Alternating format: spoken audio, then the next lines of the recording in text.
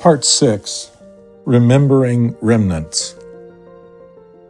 The message of the restoration was first given to the Gentiles with the obligation to seek out two remnants of God's people.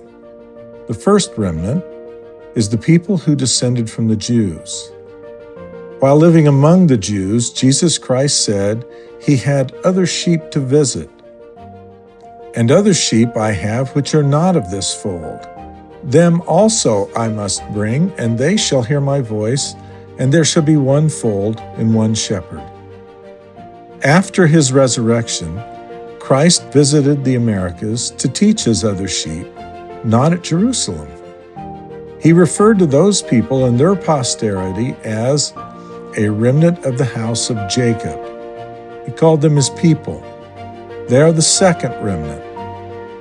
The restoration began with Gentiles, but imposed upon them the obligation to seek out and attempt to recover both remnants of his sheep, his covenant people.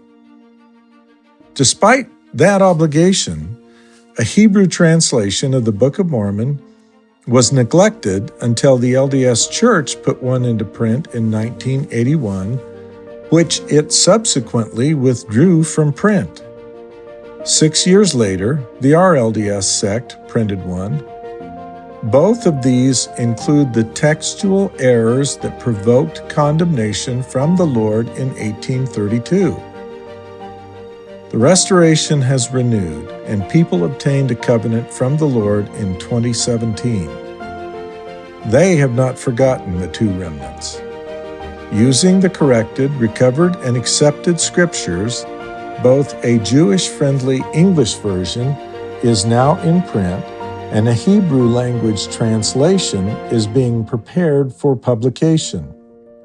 These will be taken to Jewish communities in North America, Europe, and the Middle East for distribution.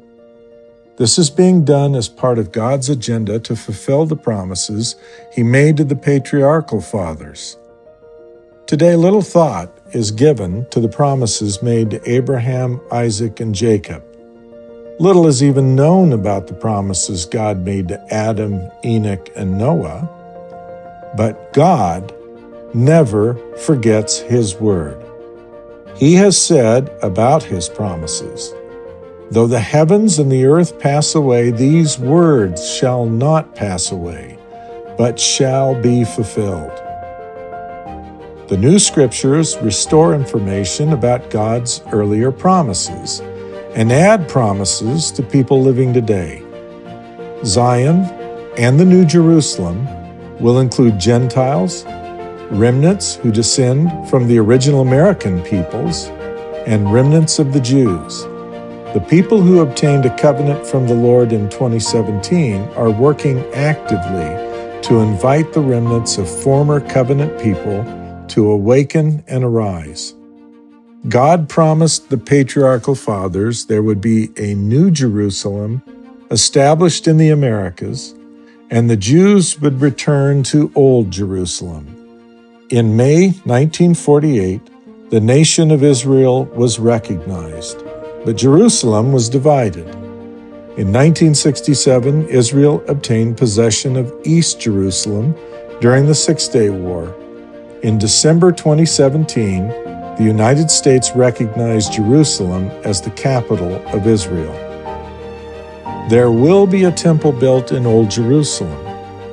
There will also be a temple built in Zion on the American continent. It shall come to pass in the last days, when the mountain of the Lord's house shall be established in the top of the mountains, and shall be exalted above the hills, and all nations shall flow unto it, and many people shall go and say, "Come, let us go up to the mountain of the Lord, to the house of the God of Jacob, and He will teach us of His ways, and we will walk in His paths. For out of Zion shall go forth the law, and the word of the Lord from Jerusalem." God has promises to keep. He is keeping them right now, and will continue until all God's covenant with the patriarchal fathers has been fully vindicated.